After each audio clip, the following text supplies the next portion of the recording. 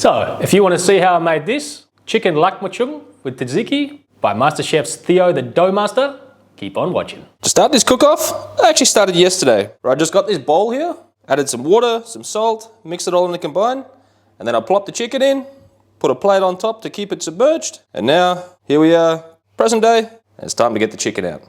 Just want to lift it out, drain all of the brining solution out of there, and then we'll plop it on the rack here.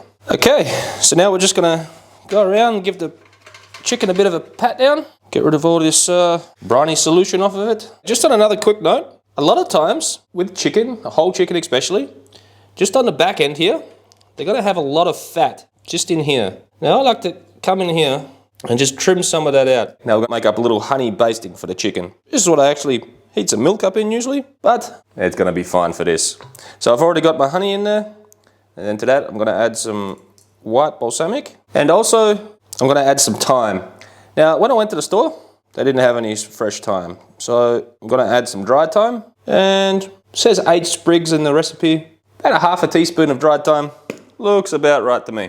If you've got some honey that's quite liquid and you can just stir that all up to combine, just do that. But my honey's crystallized a little bit, so I'm just going to put this on a low heat, just get it heated up to a point to where it's all melted down, and I can stir it up all to combine.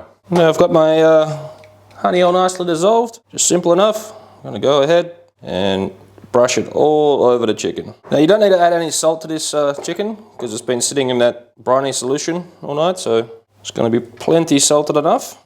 As always, correct amounts of ingredients, going to be on the website, traditionalbutnot.com. When I roast the whole chicken, I like to start off at least with the breast side down. Now that'll stop the direct heat getting straight to the breast and drying them out and cooking them too quick before the thighs have time to cook. So I always like to put the breast on the bottom. Also, because we're going to be pulling this chicken, it doesn't state this in the recipe, but I like to put a bit of water in the bottom of the pan. Not a lot, just enough just to cover the bottom.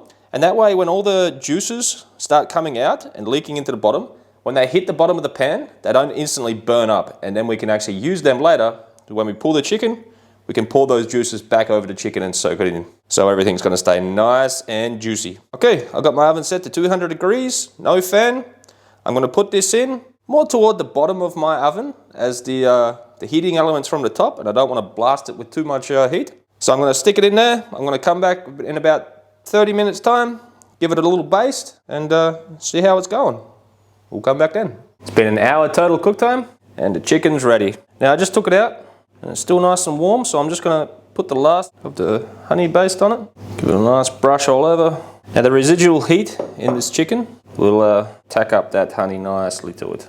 If I was cooking this and cutting it up to eat right now, I would have actually pulled it a little bit sooner, but because I'm going to be letting it sit and pulling this apart, I cooked it a little bit longer. So right now, in the deepest part of the breast, it is right at 75 degrees, and in my legs and my thighs here, in the corners, are right at 80 degrees, which is actually the perfect temperature. I'm going to let this sit, just like this, uncovered, let it cool down. Once it's cooled down, we'll package it up and we'll stick it in the fridge. Okay, to make the flatbread, you're going to bust out your trusty stand mixer, and to that, you're going to add the water and the flour.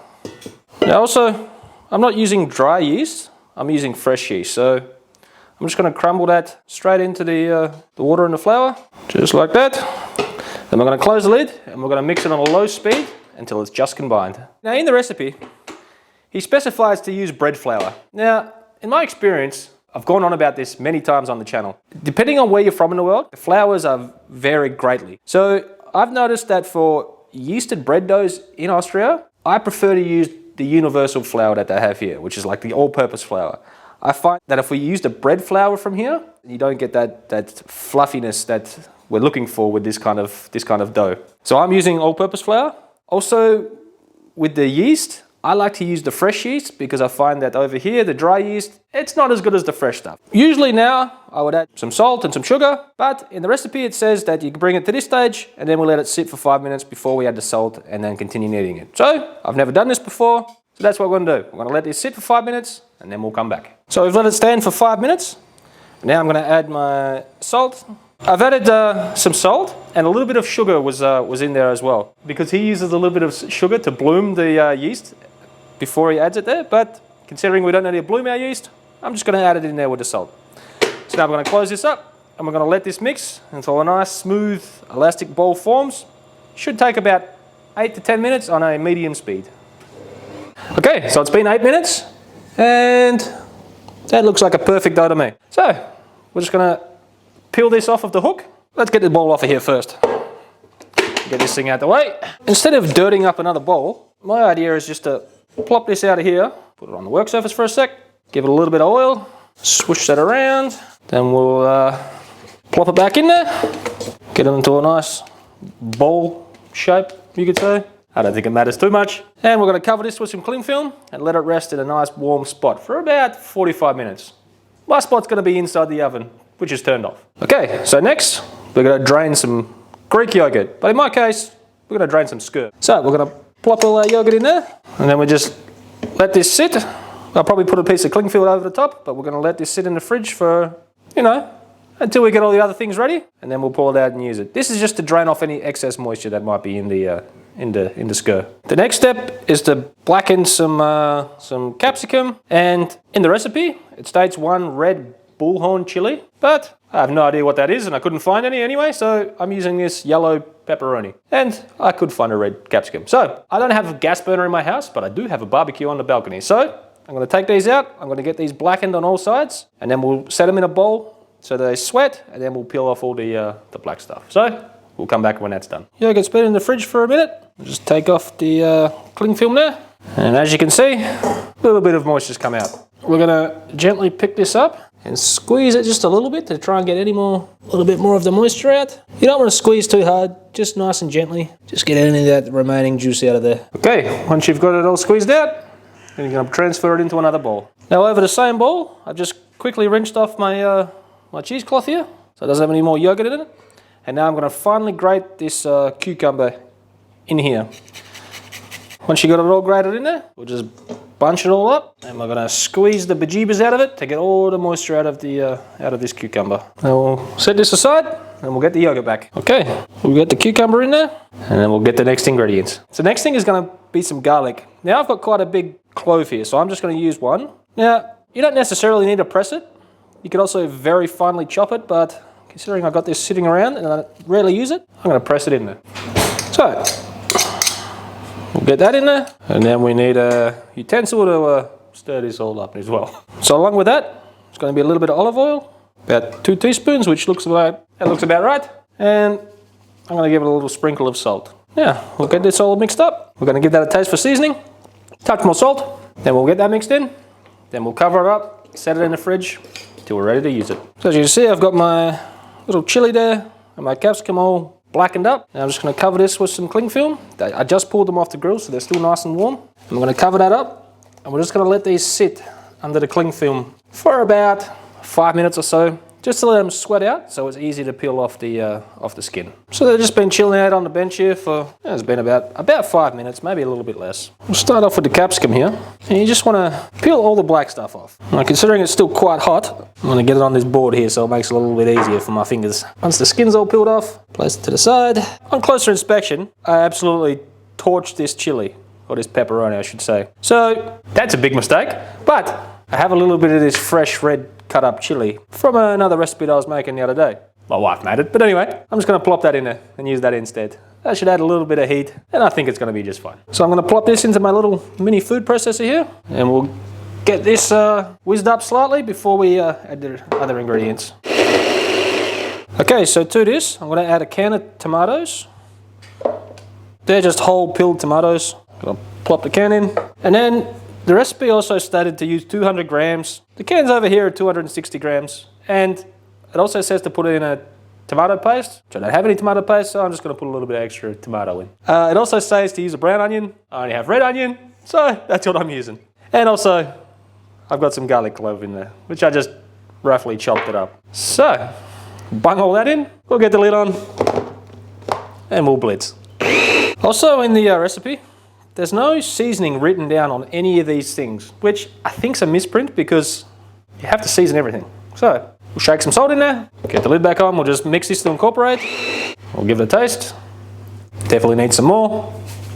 Okay, once you've got the seasoning how you like it, like I just did there, we'll set this aside until we're ready to use it. My dough's nicely risen there, so I'm just gonna get this out with a little bit of oil on my hand so it doesn't stick to me. So we'll get this out, and as we get it out, it'll degas. I'm gonna zero my scale, I'm gonna weigh it. Now I'm gonna divide this into 8 equal portions.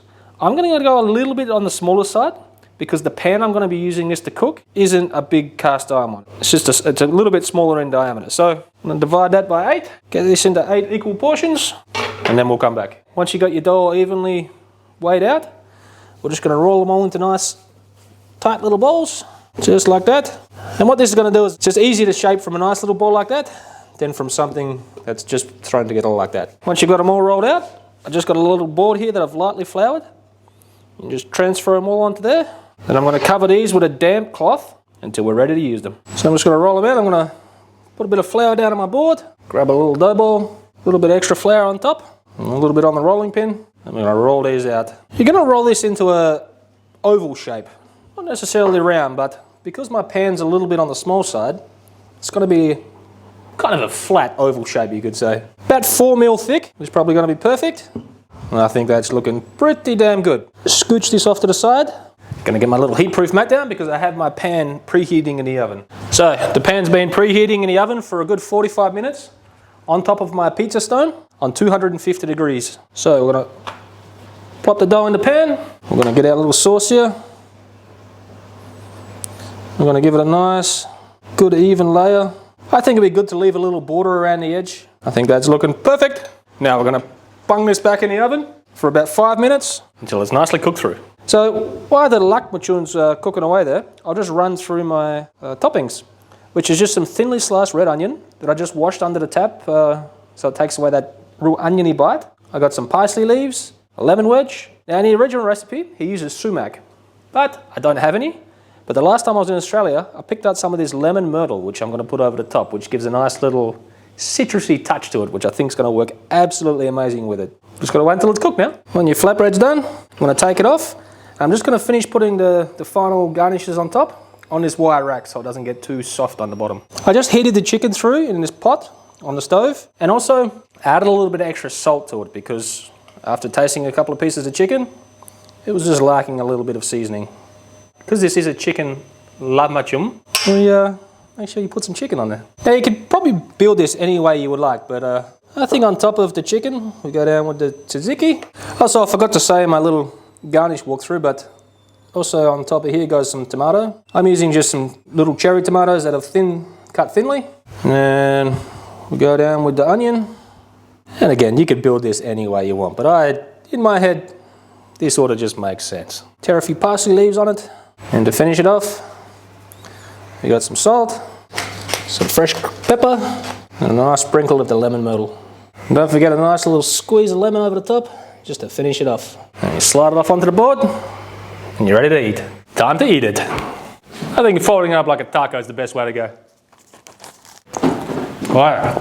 It has a very pizza-like feel to it, but it's so much fresher. So if you're tired of eating the same boring old pizza, this recipe is much easier to make, and it tastes damn good.